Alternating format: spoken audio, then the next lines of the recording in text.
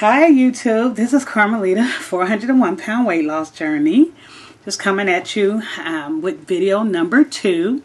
The other day I ran out of memory. Sorry for just getting back. However, it took a minute to locate a SD card to fit my camera. Well, my conversation, you can click the video above. It'll be video why I chose not to have weight loss surgery, part 1. So I'm gonna take off from where I left off on that last video. Try and remember. I was speaking about me talking to my doctor the other day and choosing not to have the weight loss surgery with what's all going on in the world and how it all came about. So I left off speaking about my brother who had cancer, and he passed away January 5th of 2020. And by March, you all know we had the pandemic, so that put everything in a world spin where the world shut down for a few months and they stopped doing all elective surgeries. So 2 things happened. And during the time period, I was trying to prepare for the surgery. My brother with cancer was number 1. Then COVID hit number 2. So because of COVID, I didn't get the surgery done in 2020. Well, fast forward 2021, I had contacted my doctor. And I had already pretty much made up my mind that I wasn't going to get the surgery because of the life events that happened. And I said, that's a sign from God saying, don't do this surgery.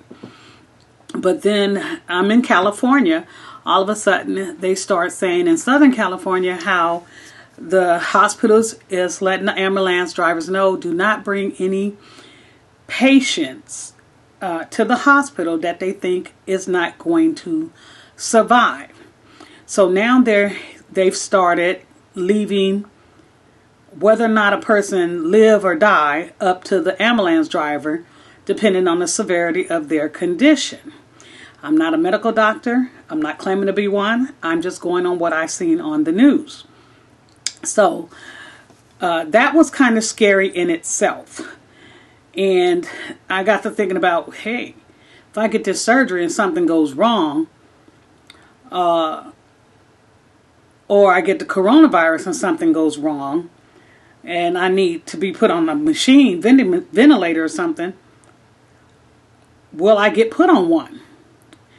Based on the circumstances, they'll look at me and say her chances of survival is pretty much slim to none, and they'll choose not to take me to the hospital. So that was the first aha moment. Then a few days later, they said the doctors are now having to pick and choose who stay on a ventilator and who don't if your condition is that severe in the hospitals. Not just about the ventilators, who they're going to treat, because they're overwhelmed with patients, and not just COVID patients. I'm talking about any patients. You have a heart attack, you get in a car wreck. If the doctor feel that you're in this hospital and he feel that you may not survive, and this young person over here in this bed may survive over you, they are making those type of life choices right now with your life. It is no longer up to your loved one to make that decision. So as I was speaking, I was talking to my doctor, and I told him, because of our healthcare system being kind of strained at this time, I don't want to have the surgery. And I said, because I'm afraid that if something happened to me, they wouldn't even give me a chance at survival.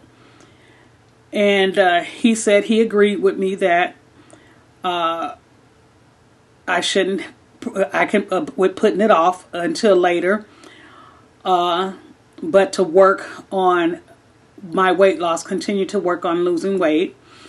And I had at the time I spoke to my doctor, I was down to sorry, not 4. I had got down to 398, which is great because when me and him started, I was at 437. So he was very pleased with the fact that I was down to 398. And he told me to keep moving forward, and he basically agreed. He said, yes, I would be in the high percentile if something happened to get passed over, basically. He said it pretty much what I was saying, and he agreed with me, and he told me that I would be more likely to have a heart attack or wind up with diabetes or something based on my size, or you know, a stroke, even though I don't have high blood pressure or anything. He said just on your weight alone, these things can occur. They haven't occurred yet. All my medical paperwork has come back great. So he says I'm in a good position right now to just focus on getting the weight off. And that will at least give me a fighting chance if something happens to me.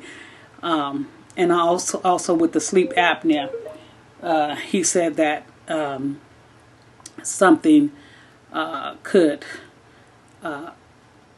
it could be a factor in me going on a ventilator or not with the sleep apnea. And if I lose the weight, it could help cure up the sleep apnea, which is the only issue I have. So that's what I wanted you all to know. I want you all to look at yourselves as well as taking me, for example, and getting our health in order. We got to do all we can do to stay healthy. And with our age, those of you who's in the 50 plus club, or even those of you who's not in the 50 plus club, if you're overweight, they're looking at that. If you wind up with coronavirus and you're overweight, you may not get put on a ventilator.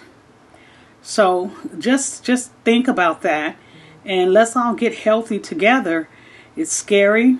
Yes, I have slipped up. I mean, I think maybe the shock of all of this, I had been doing so great. I had been fasting, smoothies, and nothing but vegetables.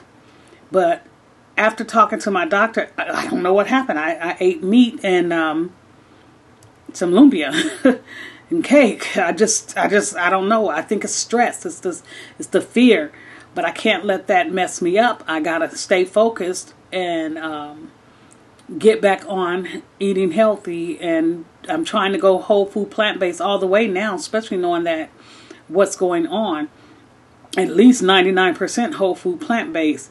So if I can eat whole food, plant-based at least 6 days out the week, I'm doing good. I'm doing good, because it's very hard to just stop doing something you've been doing for years. This is Carmelita with 401 Pound Weight Loss Journey. I hope you all enjoyed the video.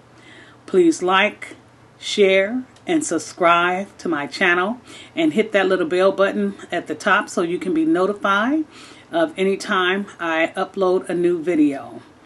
Talk to you later. Peace and blessings. Love you all, and good night.